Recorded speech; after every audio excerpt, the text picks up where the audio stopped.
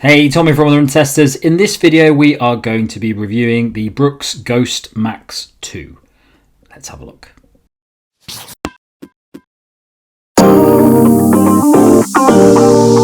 The Brooks Ghost Max 2 costs £140 or $150. It weighs 308 grams or 10.9 ounces for men in a size 8, and the drop is 6mm. The Ghost Max 2 is a max cushion shoe focusing firmly on cushioning and comfort for daily training miles. Like the Ghost Max, it uses a wide base to provide a stable ride and combines that with a Glideroll rocker design to promote a smooth heel-to-toe transition for cruising through miles. The biggest update in the Ghost Max 2 is the new nitrogen-infused DNA Loft V3 midsole, working alongside the rocker to improve the softness and comfort of the ride, as well as decrease pressure in the heel and forefoot. The upper is made from a flexible, breathable mesh built for comfort and breathability, and there's a generous layer of outsole rubber for grip and to improve durability. The shoe also features raised sidewalls for additional support. Comes to the fit of the Brooks Ghost Max 2, I've had no concerns at all with it in my normal running shoe size. I've got a UK 9, which is a US 10 for Brooks. It's the size I've had across the Brooks range for a few years, and it fits me very well. I've got enough room in the toe box, I've got a good hold around the midfoot, loads of padding at the heel and on the tongue, which does hold the foot quite securely. It can be a little bit hot at times, but you've got loads of padding there. It's a signature feature for Brooks. Got this very structured heel counter. Sometimes it can be a problem for me with my Achilles, but actually it wasn't a problem with the Ghost Max 2. I found it perfectly fine at the back there. So yeah, I was completely happy with the shoe in my normal running shoe size. Fit for me, and the Ghost Max 2 fit well, true to size. The fit is quite snug and I found it hugging rather than roomy, particularly in the toe box around the little pinkies here. But I have quite high volume feet and there's enough flex in the uppers across the top to avoid it getting restrictive. It's basically the same deal as the original Ghost Max. I got good lockdown and heel hold from these super sort of padded heel collars, and I had no problems in my regular running shoe size. I was also a little bit worried that the big heel collars here might have the problem that the Ghost 16 had, and the curve pinching against the Achilles, but none of that at all. So I would recommend going true to size in these shoes. So the fit for me in the Brooks Ghost Max 2, I'm a size 8 in the UK. I found this to be a very comfortable shoe. There is loads of padding on it. It's classically Brooks. And I had plenty of space just before the big toe and a nice bit of space around the side of my toes. I had no issues at all with it. It's a very plush shoe. It holds the foot nicely in place with all that padding. I didn't have any rubbing or anything like that. It's a very structured upper as well, so really holds the foot down comfortably. No issues at all. I'd definitely stay to my size in the Brooks Ghost Max 2. So I've done around 55k in the shoe, including a long run of around 21k, and then other mostly quite easy runs. Not really picked up the pace too much in the shoe. I see this very much as a daily trainer, built for those easy and long runs. A little bit of versatility there for those who like a very cushioned shoe to be their one shoe, but for the most part, I think this is at its best when you are moving at a nice relaxed pace. It's an easy shoe to like when you're doing that as well. You can just pull on, roll through your miles, take it off again, go again tomorrow. It's got the new midsole foam in here, which is a very good foam for easy miles I've found with the glycerin and the Ghost shoes that have had it in the past. It's not a sink-in, squishy foam, but it's got a nice light feel to it. It's resilient foam that stays very consistent throughout runs, so it does feel like it's giving you a good amount of support and you can push back against it. And yeah, over the course of a long run, it's not going to bottom out or anything like that like you might get with more squishy shoes. It's not going to deliver a load of bounce or a load of excitement underfoot, but it does give you a nice, comfortable and consistent ride. As with the original Ghost Max, I found that the foam isn't quite as noticeable on the shoe as some others, just because you've got that pronounced rocker, and that's really the feeling I get from the shoe, is that nice, smooth roll through from heel to toe, and the extra foam under the forefoot that you've had with most Brooks shoes for a long time. They tended to have quite high drops, which obviously results in a fairly thin forefoot compared to other brands at times, and that gives you quite a snappy ride through, but you get much more of a smooth rocker with the Ghost Max. And that means that, although I do think it is an upgrade to have the DNA Loft V3 foam in here, which is a lighter and more enjoyable foam than what you had on the Ghost Max, it's not as noticeable an upgrade with the Ghost Max as it was when you went from the good Brooks Ghost 15 to 16, because the foam makes a bigger difference, I think, on that shoe because of the higher drop and the way you really snap into the foam and get the kind of pushback against it. With this shoe, it's much more the rolling sensation I found with it, but certainly appreciate the new foam in there, and it does give you a little bit more pop under the forefoot, and it really helps the shoe feel a lot lighter than it is. Like, it's not a light shoe on the scales, but it actually feels quite a lot lighter than other cushion shoes I've been testing, just because of that foam and the way it nimbly moves from heel heel to toe. So yeah, a very nice and relaxed ride for those easy runs. Long runs in particular, you can tick through these. Like I say, it doesn't feel like amazing like some of these crazy big cushion shoes out there like the Scardex, which feel super bouncy and something like that, but it does feel nice and comfortable and supportive underfoot. So I have moved through the gears a little bit at times in the shoe, but I just don't think it's a very pacey or versatile shoe. For me, this would very much be an easy shoe in my rotation. If you're looking at it as a cushion daily trainer, I think you can do every run in the shoe. If you're a newer runner or someone who's really focused much more on just getting out there and logging miles and not so worried about pace, then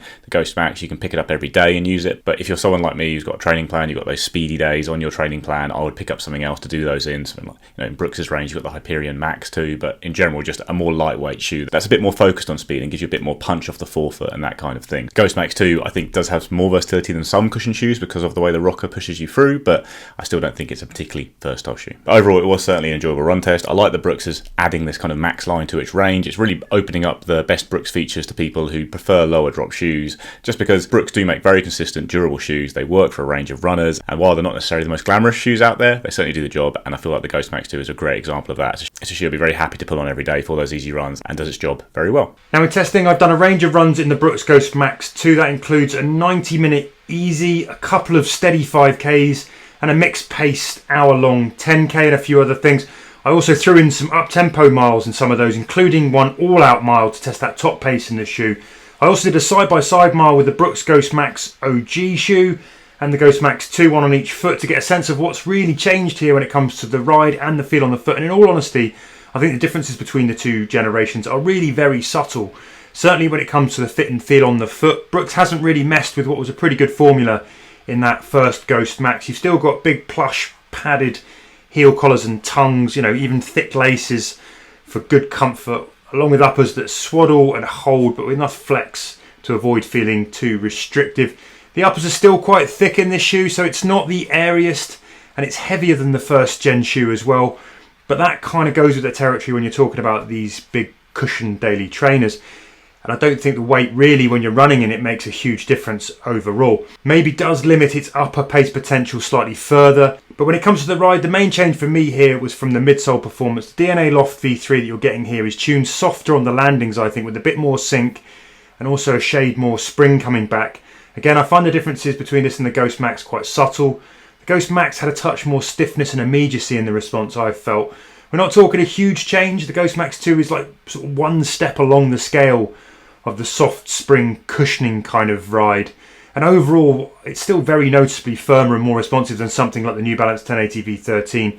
I'd say it's more akin to an Asics Gel Nimbus 26. I wasn't particularly a fan of the original Brooks Ghost Max. I'm a big lover of soft cushioned shoes. I like midsoles that really have a nice little bit of energy return in, have a nice bit of softness in, and really just bounce you along as you're running in them. The Brooks Ghost Max was a bit firmer than that. It was quite a solid shoe, and I just didn't really work very well with it. I wasn't a big fan of the midsole, and as a result I just didn't really enjoy running in it. I didn't find it good for easy runs, and I didn't find it enjoyable for longer runs. It was just a solid, stable workhorse for me, but definitely didn't compete with some of my favourite cushion shoes out there.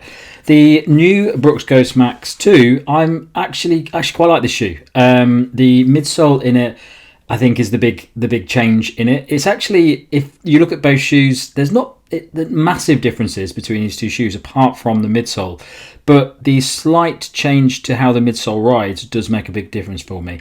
Definitely feels a little bit softer. I think it's still on the firm side of cushion shoes, but there's definitely a bit more in this now. It just feels like there's a little bit more compression in it when you're running. It just feels like there's a little bit more energy return in it, and I definitely enjoyed running this shoe a lot more. I know Nick mentions the transitions, the way that it rolls forward with that rocker design. Definitely noticed that as well. It just feels like it works really well with this midsole now to just have a really nice fluid motion when you're doing those easier runs. Also, it is a bit more versatile than a lot of cushion shoes that you'll get. Shoes like the New Balance More V4 and earlier versions, shoes like the Asics Gel Nimbus 26, they are firmly easy day shoes for me. I wouldn't use those for running faster. I wouldn't do intervals in them. I wouldn't do tempo runs in them. I do think the Brooks Ghost Max 2 has got a little bit more to it because of that midsole frame being a little bit more responsive than what you get in a conventionally soft running shoe designed for easy days. So It's not by any means a massively versatile shoe. I wouldn't pick this shoe if I was going on holiday and I knew I had loads of interval sessions or tempo workouts or anything like that, but it definitely has a bit more to it. So if I'm going out on a nice easy run, if I'm going to do a 10k and at some point I want to pick up the pace, maybe I'm doing strides or something like that, definitely feel that this shoe works a bit better for that than some of my other more cushioned, softer shoes. So I've enjoyed testing it. I've done probably about 60k in this shoe so far, and that's mainly been easy runs, but I have done a few faster blocks in it as well to see how it delivers when you pick up the pace a bit, and it is fine. It's by no means an amazing shoe for running faster in, but I think the thing about this shoe and the majority of shoes that Brooks brings out for its more accessible runners, people that are looking for a really solid, stable, comfortable shoe, I think this is one of the better ones out there at the moment. It just feels like it's a bit better balanced than some of the older shoes that Brooks created. It's pretty much due to that midsole foam. So very much enjoyed testing this. It's not my favourite cushion shoe around, but it's definitely a shoe that I'm happy to pick up now, and I think it's all due to that midsole foam change. It's a very comfortable shoe as well. All that cushioning and everything just makes for a very nice shoe, and I think it'd also be very good for longer runs as well if you're not going really fast. More if you just want a consistent rolling motion for those training sessions where you just want to run for a long time, and you don't want some sort of soft, sappy midsole that's going to take the energy away from you. A verdict is this is another very solid shoe from Brooks. We're putting out a lot of very solid shoes at the moment. There's not a lot of big wow shoes coming out of the Brooks stable in the training area. It's not like they're not going for super high stack heights or very soft foams or anything like that, or chucking plates in just cushion shoes. But you do now have the Ghost 16, the Glycerin 21 and the Ghost Max 2 as very good supportive workhorse training shoes that you can rack up a lot of miles in. You'll enjoy using them. They're comfortable. They've got overly padded uppers, which I'm not a huge fan of, but some people will like that. They do give you a nice comfortable feel, obviously, and they just feel very resilient and can, like I say, consistent underfoot. You put it on, you know what you're going to get. It's going to feel it the same at the end of the run, and it's just going to feel pretty good the whole time. Out of the kind of Brooks trio, you know, you've got the Ghost 16, the Glycerin 21. This is probably my preferred option now that they all have the same foam. I do like this foam, and I prefer the rocker design of the Ghost Max 2 to the more traditional designs with the higher drops on the Glycerin and the Ghost 16. I just feel as a high cadence heel striker, it rolls me through my foot stroke nicely, helps me tick over. It's a shoe that really kind of gets out of the way when I'm moving at easy paces, and like I say, you can move through the gears a little bit, especially on longer runs. Wouldn't be a terrible option for someone looking at a marathon for the first time, that kind of thing, but for me it's very much more enjoyable on those easy runs. It's also at a pretty good price given the way that the cushion shoe market is going at the moment, with prices really spiraling out of control. There are some really good alternatives in the market though, especially if you're looking for like this kind of rockered shoe that has this feeling underfoot. Like, I really enjoyed testing the Saucony Hurricane 24 recently. That's got a similar design, but it's got I think a livelier midsole feeling. It's a bit softer, it's a bit bouncier, it's extremely comfortable, but can move a bit for such a big shoe, and I'd probably slightly prefer it to the Ghost Max myself and would use them for similar rolls. It's a little bit more expensive, the Hurricane, but it's not too much more, so I'd say maybe look at that shoe if you want a slightly livelier feeling underfoot. And then there are some lighter cushioned options out there that I think have nice rocker designs that might be a better option for some people who, you know, are looking for a more versatile cushion shoe that still does those easy miles well, but wants maybe a slightly higher top end. It's a slightly lighter shoe. Just started testing the Hoka Skyflow. I think that's a pretty good shoe with a nice rockered feeling, gets out the way. It's a bit lighter than the Ghost Max 2 and can increase your pace a bit better in that shoe, I would say.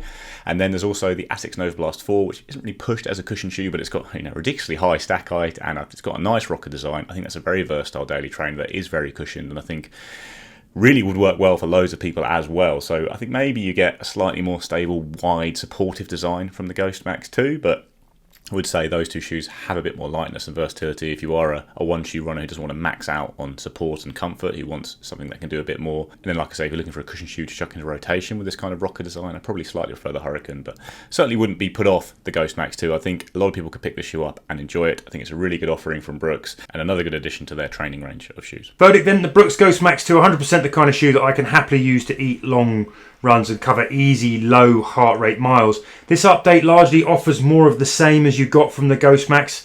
Yes, you've got that change of foam from DNA Loft V2 to V3, but Brooks has gone for evolution, not revolution here. The geometry, the uppers, the padding, all of that is a very close match to what you got in the last shoe. And if you like the original Ghost Max, the chances are you're going to enjoy this one. There is a softer edge to the cushioning with a bit more rebound compared to the Ghost's marginally firmer, stiffer, snappier, more responsive cushioned feel. But despite those changes to the midsole, in practice I think the Ghost Max 2 is every bit as capable as the original. It's maybe lost a tiny wafer thin morsel of the snappiness, but generally speaking, I think it will handle the same types of run as the Ghost Max. It's better at the easier runs where you want cushioning and protection over speed and high energy, but if you really want to, you can clock faster miles in this. It's okay up to about 70% effort, though you will have to work harder to get that out of the shoe at those faster paces, and you wouldn't likely choose it for that kind of run. So if you wanted Ghost Max cushioning with a slightly bouncier edge, the Ghost Max 2 now delivers more of that. But if you own the Ghost Max, I don't see any reason to really rush out and upgrade. What Brooks has here is a very likeable, well put together, generally capable, moderately versatile cushion trainer that's certainly a good rival to similar shoes in this area from the New Balance 1080 V13 and the Asics Gel Nimbus 26. Those, particularly when you consider the price, I think this is good value for easy miles. So my verdict on the Brooks Ghost Max 2, I think it is a really good entry for Brooks. I think it is a nicely balanced shoe. I think that's a really nice midsole now, and I think it's a lot more accessible to more people. I think people who really like Brooks aren't going to be massively surprised by the midsole. I think they'll be pleasantly surprised that it's maybe just a little bit softer, but still has all the hallmarks of a Brooks shoe. So it's still very stable, still really holds your foot in place nicely. Definitely good for beginners because you probably want a shoe that's going to just give you a little bit more support in those early days of running, and I think this shoe does do that. But also equally, people that don't necessarily go for Brooks shoes, or especially Brooks cushion shoes, I think this is more applicable to those now. So I think it's a more interesting shoe for a lot of people, and I think it's going to be more popular as a cushion shoe from Brooks at the moment. Other shoes out at the moment that I would compare it with, I know Nick mentions the Hurricane 24 from Saucony. Very good comparison that, and I think they are very similar shoes in a lot of ways, but again, like Nick, I do prefer the Hurricane 24. I think in many ways it is quite similar to the New Balance More V4. I haven't tried the V5 yet, but it's just got a very similar midsole, so nice, solid, comfortable midsole with a little bit of softness in it and a nice rolling motion as well, which is essentially what I'm getting from New Balance More V4. I do think the More V4 is a bit more enjoyable to run in. I like the wider base on the More V4 and it just seems to work a bit better for me. I think it's a tiny bit softer as well, but I think this is getting up there now with some of the better max cushion shoes out on the market, and I definitely suggest this to people who maybe want a max cushion shoe but still want to retain some of the stability and support elements that you probably want if you're new to running, or if you just really want a good, stable, reliable shoe to run in that's just a little bit more enjoyable than the older version of the Ghost Max. That's it from us on this review of the Brooks Ghost Max 2. Thanks a lot for watching. Don't forget to like, subscribe, click the little bell, and if you go into the caption below, you can find a link to our podcast, which comes out a couple of times each month. Thanks a lot for watching. Catch you next time.